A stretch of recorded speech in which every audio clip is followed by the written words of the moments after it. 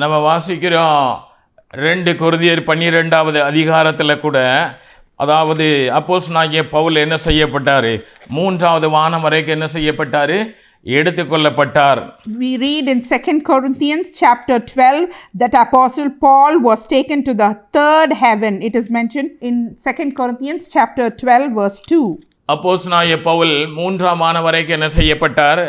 கிறிஸ்துவுக்குள்ளான ஒரு மனுஷனை அறிவேன், அவன் 14 வருஷத்திற்கு முன் 3ஆம் வானம் வரைக்கும் எடுக்கப்பட்டான்.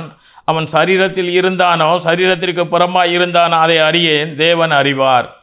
It is mentioned in 2 Corinthians chapter 12 verse 2 that Apostle Paul was taken to the third heaven.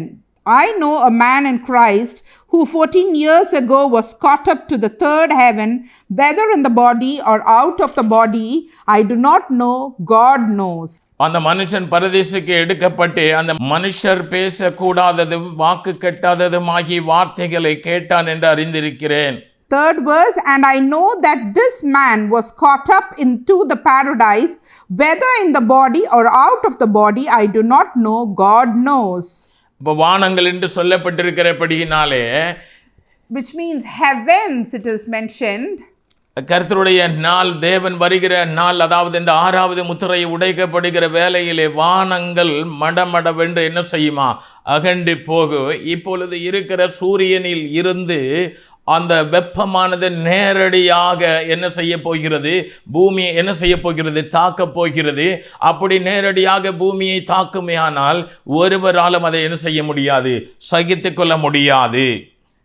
It is mentioned here that in 2 Peter chapter 3 verse 10 that the heavens, which means the heavens will be rolled up and vanished. When the heavens roll up and vanish, what will be the condition? The direct sun rays from the sun will fall upon the earth.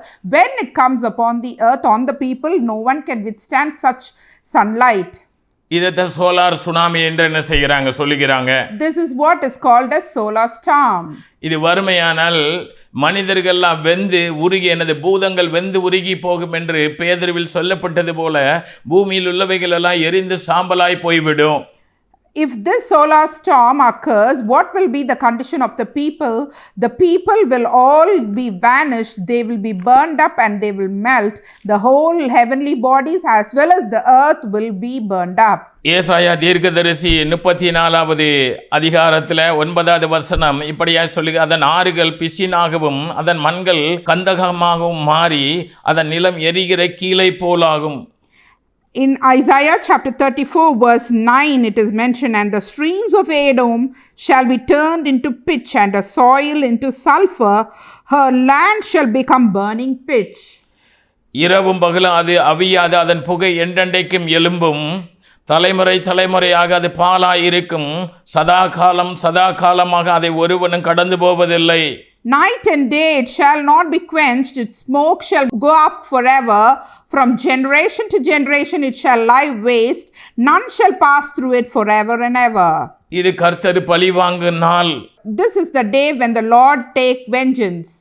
இந்த நாட்களிலே இப்படிப்பட்ட காரியங்கள் என்ன செய்ய போது? நடக்க போகிறது. During these days such type of thing will happen on the earth. அந்த நாட்களிலே மலைகள் தீவுகள் யாவும் தங்கள் இடங்களை விட்டு அகண்டு போயின.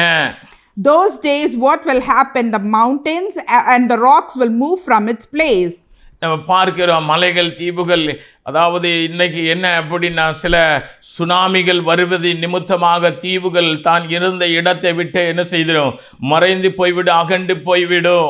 அப்படின்னா வரக்கூடிய சுனாமிலாம் சாதாரணமாக நம்ம 2004 தான் சுனாமினா என்னங்கிறத பார்த்த டிசம்பர் 26 இல்லையா? இப்போ வரப்போகிற சுனாமிலாம் எப்படி இருக்கு அப்படின்னா, வரக்கூடிய பூமி அதிர்ச்சியும் சரி வரக்கூடிய சுனாமியும் சரி அதெல்லாம் எப்படி இருக்குன்னா ரொம்ப மிகவும் கொடியதாக, அதாவது கிரேட் அப்படின்னு சொல்லக்கூடிய அளவுக்கு கிரேட் எர்த்குயிக், கிரேட் சுனாமி, அப்படிப்பட்ட காரியங்கள் இப்போ பூமியில் இந்த 6வது முத்திரையை உடைக்கும் போது இதுவரைக்கும் நடந்த சாதாரணமாய் நடந்தவைகள் எல்லாமே நாம் இதுவரை பாராத அளவுக்கு, நாம் எண்ண முடியாத அளவுக்கு இப்படிப்பட்ட காரியங்கள் சம்பவிக்க போகிறது.